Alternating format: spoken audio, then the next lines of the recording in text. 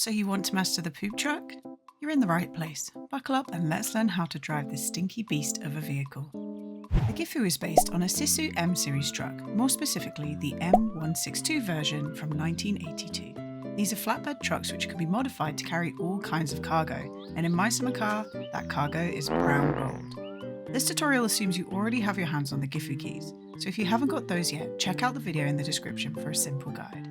When you first put the keys into the GIFU and turn the ignition, it may take a while to start, but keep it in neutral and the engine will eventually fire up. Once the engine has started, you will hear this sound and see this light on the dashboard. This is because the brakes of the GIFU are air-powered and they must charge before driving. Rev the engine a little without changing gear and the sound will soon stop. This means you're ready to go.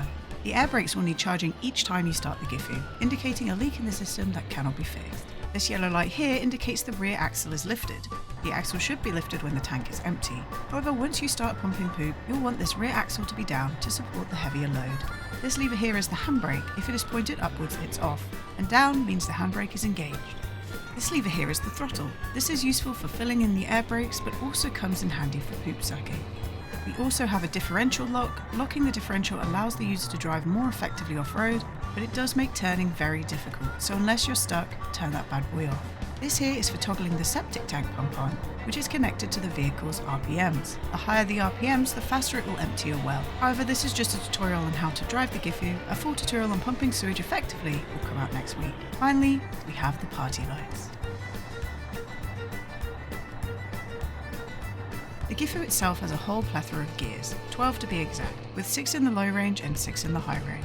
Low range is where you want to be when you first start the vehicle to build up speed. You can shift through the gears relatively quickly compared to other vehicles in the game, but if you switch up and down too fast, or not at all, the GIFU can stall quite easily. It will take a little while to master, but with practice, you can do it. Some advice that I would give out to people starting is if you're not used to shifting the gears in the GIFU effectively, do most of your travelling on the main roads. Back dirt roads contain all of the sewage wells, but the roads are uneven and you have hills to climb and go down. All the sewage wells are quickly accessible from the main road anyway, and it will help you avoid this.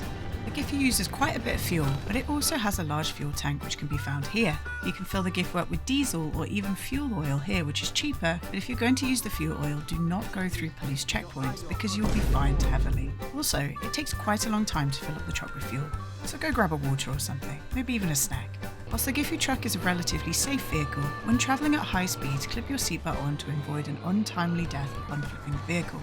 Additionally, the GIFU can be finicky around bridges and houses at low speed, so make sure you have a decent amount of clearance to stop low-speed strawberry jam explosions. I have to go to pee. Can you please hurry? I'm not sure if I can hold it until T-Mo's.